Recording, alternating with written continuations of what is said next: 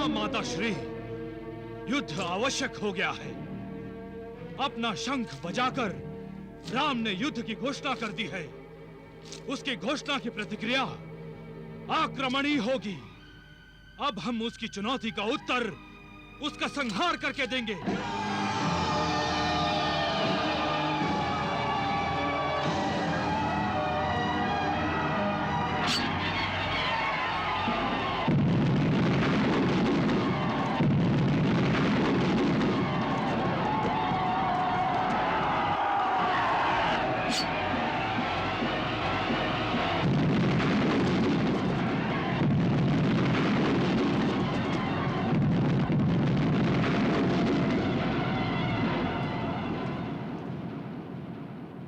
आज हमारी विजय और शत्रु की पराजय के बीच सूर्यास्त आ गया था, किंतु कल हमारी विजय निश्चित है।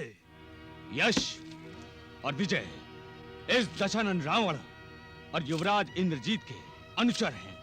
अंतिम विजय के लिए कल स्वयं पुलस्त्य रावण युद्ध भूमि पर जाएगा। हे निकुंभिका देवी, आप हमारी कुल देवी हैं। सारे कुल की रक्षा करती हैं आप। मेरे पति स्वयं प्रभु से युद्ध करने जा रहे हैं। परिणाम आप जानती हैं। उन्हें रोक लीजिए माँ, मेरे स्वामी को रोक लीजिए। कृपया उन्हें रोक लीजिए माँ।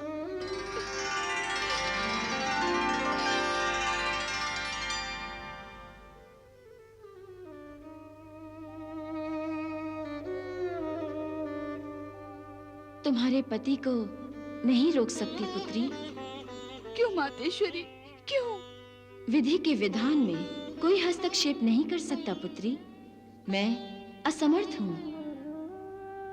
दशानन ने अहंकार के अधीन होकर जब मेरा सीता स्वरूप नहीं जाना तो कुछ करना व्यर्थ है। रावण के अहंकार के साथ उसका विनाश जुड़ा हुआ है पुत्री। अपने अहंकार के साथ ही उसका अंत होगा।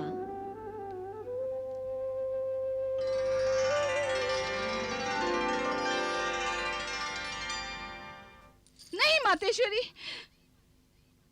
क्या हुआ? स्वामी, स्वामी, मेरी आपसे हाथ जोड़कर विनती है। यदि आपके हृदय में मेरे लिए थोड़ा सा भी प्यार है, यदि आप मेरी भावनाओं का जरा सा भी आदर करते हैं, यदि आप मुझे सुहागिन देखना चाहते हैं, तो अपना हट छोड़ दीजिए स्वामी। अपना हट छोड़ दीजिए और सीता को वापस छोड़ आइए। मंदोदरी, बार बार वही बात कहना। हट नहीं तो क्या है? इससे पहले कितनी बार तुम ये बात कह चुकी हो। स्वयं तो हट करना छोड़ती नहीं और तुम मुझे कह रही हो कि मैं हट करना छोड़ दूं। अब तुम्हें सोते सोते रात में ये सीता का विचार कैसे आ गया? मुझे स्वप्न में देवी के दर्शन हुए और उन्होंने मुझे चेतावनी दी है कि यदि आपने अपना हट और अहंकार नहीं छोड़ा तो। अहंकार, अहम, मैं, पता नहीं लोग इस मैं को बुरा क्यों समझते हैं। मैं तो एक प्राप्ति है, एक शक्ति है, एक विश्वास है, एक प्रभाव है, एक प्रसार है, एक महानता है, गर्व है, अभिमान है। और अभिमान वो ही करते हैं जिनके पास अभिमान करने के लिए कुछ होता है। एक वीर बिना वीरता के अभिमान कर सकता है क्या? एक सत्यवादी अपने सत्य के बिना, अपनी सत्यवादिता पर अभिमान कर सकता है? नहीं मंदोदरी, कभी नहीं। अपने को दानवीर कहने के लिए उसमें दान करने का सामर्थ्य होना चाहिए, तभी लोग उसे दानवीर कहेंगे। रावण को अपनी शक्ति और पराक्रम पर अहंकार है, तो इस दशानन रावण ने अपनी शक्ति और पराक्रम का प्रदर्शन तीनों लोकों पर किया है मंदोदरी, तीनों लोकों पर किया है। यदि तुम्हें भय लग रहा है तो तुम अपने भीतर की निर्बलता को त्यागो, क्योंकि तुम दशानन त्रिलोक विजेता रावण की पत्नी हो। पत्नी। देवियों का स्मरण करना है तो तब करो, जब करो, उन्हें बुलाओ, स्वयं उनके पैरों पर जाकर मत गिरो। जब तक ये दुर्बलता दिखाओगी तब तक बड़ी से बड़ी देवी तथा बड़े से बड़े देवता तुम्हें भयभीत करेंगे। अब तुम ये दुर्बलता त्यागो और सो जाओ, और स्वप्न भी देखने हो तो केवल दशानन रावण की विजय के देखो, दशानन रावण की विजय के। नारायण नारायण। त्रिदेवो, वही हुआ ना जिसकी संभावना मुझे पहले से ही थी। रावण ने कह दिया है वो स्वयं युद्ध करने जा रहा है।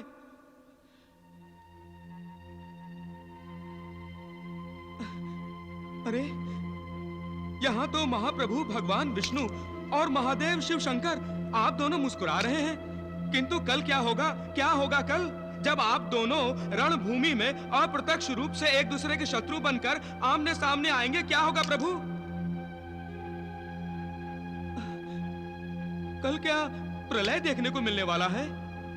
देवर्षि, आपकी इस उत्सुकता का अंत तो कल रणभूमि पर ही हो सकता है। रणभूमि पर? नारायण नारायण।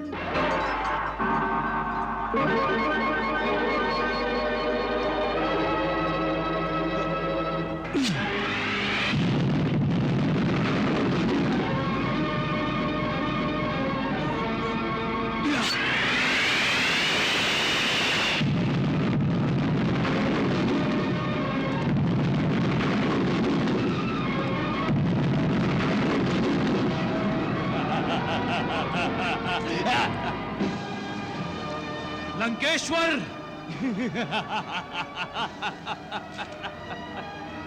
अरे दुधमुहे बालक, तुझे महाबली दशानन रावण के सामने युद्ध करने के लिए किस बुद्धिहीन ने भेज दिया?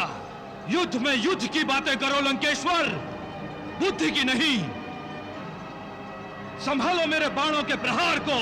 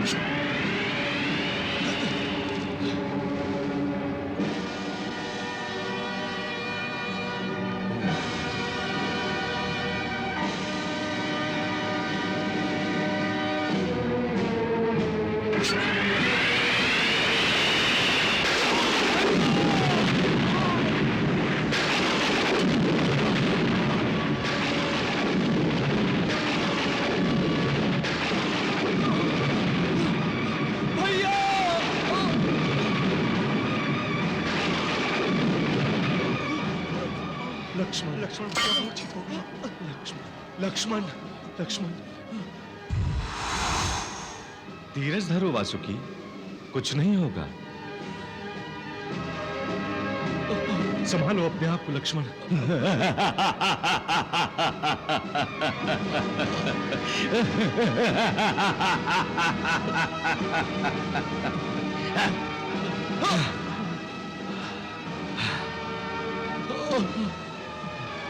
लक्ष्मण, तुम ठहरो, मैं जाता हूं।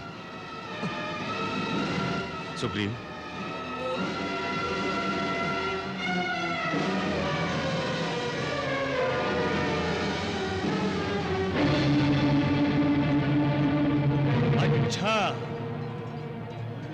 तुम हो राम।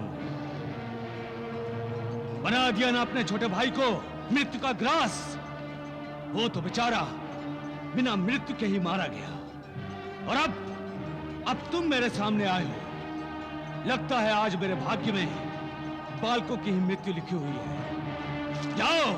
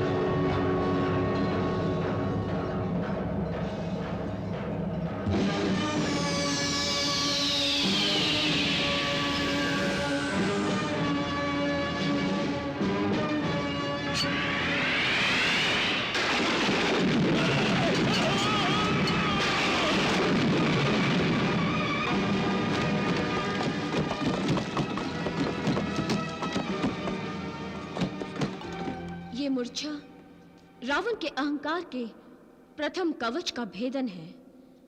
यदि प्रभु श्री राम चाहते तो वो मूर्छा के स्थान पर रावण को मृत्यु भी दे सकते थे, किंतु दुष्ट बुद्धि रावण प्रभु के संकेत को नहीं समझेगा। उसका विनाश उसकी बुद्धि पर आवरण बनकर छा गया है। विनाश काले विपरीत बुद्धि। वो अब ना तो किसी और का भला सोच सकता है और ना ही अपना। वो अपने विनाश की ओर ही जाएगा, विनाश की ओर ही।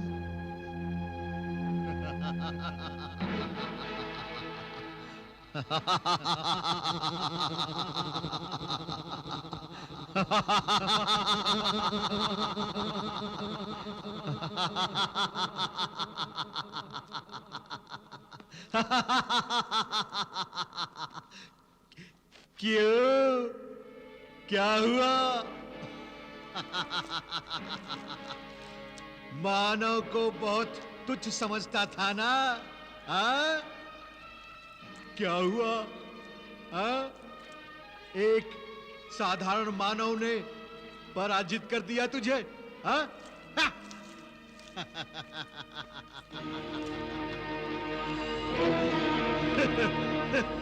अब भी समय है रावण, समझ जा, अब भी समय है। जो प्रत्यक्ष दिखता है उसे झुठला मत।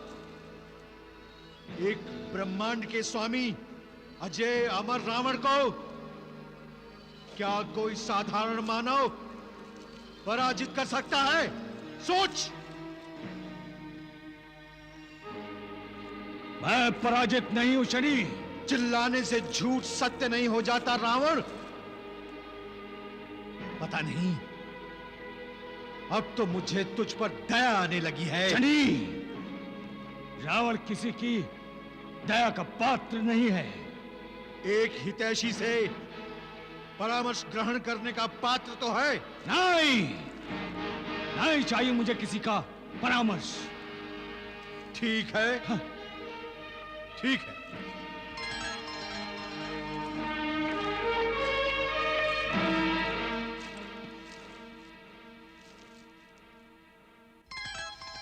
दशानन,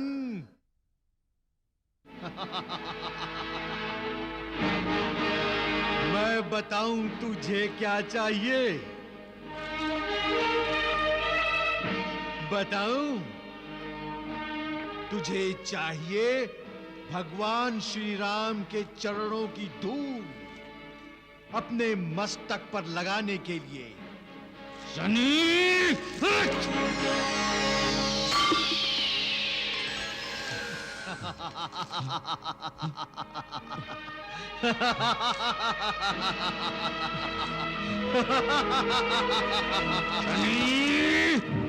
स्वामी रुक जाइए स्वामी। स्वामी, स्वामी रुक जाइए। कहाँ जा रहे हैं आप? कुंभकर्ण को जगाने जा रहा हूं। क्यों? वो मेरा अनुज है, वो मेरी सहायता अवश्य करेगा। क्या महाबली रावण को सहायता चाहिए? क्यों स्वामी, क्यों? क्या आपको अपने बाहुबल, अपने शौर्य पर विश्वास नहीं रहा? मंदोदरी, मेरा विश्वास अटल है, परंतु युद्ध में कई प्रकार के अस्त्रों और शस्त्रों का प्रयोग करना होता है, और रण संचालक की यही विशेषता है कि किस पर, किस अस्त्र और किस शस्त्र का वो प्रयोग करता है।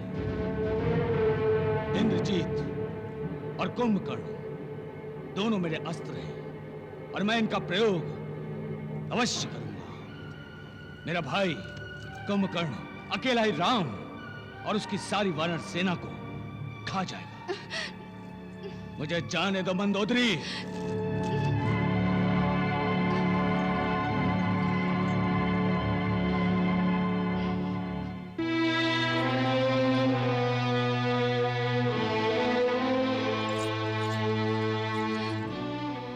मैया, मैया मैं प्रयत्न कर करके हार गई हूँ। अब आपकी शरण में आई हूँ। आप ही मेरे पति को सद्बुद्धि दीजिए।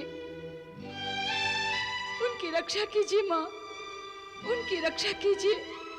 हर प्राणी की रक्षा उसके कर्म ही करते हैं पुत्री, और वो भी तब तक जब तक रक्षा होनी होती है। हर काम होनी ही करती है पुत्री, होनी ही करती है। परंतु मैया, क्या मेरे अपने कर्मों का फल मेरे पति की रक्षा नहीं कर सकता? मैया, मैं नहीं चाहती कि मेरे पति की मृत्यु हो, यही ना पुत्री? प्रत्येक पतिव्रता स्त्री यही चाहती है, किंतु तुम्हारे विषय में जो तुम चाह रही हो वो उचित नहीं है। क्यों मैया? इसलिए कि जो तुम चाह रही हो वो तुम्हारे पति की मुक्ति में बाधा बन रहा है। कदाचित तुम देवाधिदेव महादेव के वचनों को भूल गई हो। तुम्हारे पति और उनके अनुज कुंभकर्ण प्रभु के ही पार्षद हैं और वो दोनों शापग्रस्त हैं। तुम भूल रही हो मंदोदरी कि अब उन्हें शाप से मुक्ति मिलने का समय आ गया है। नहीं, नहीं,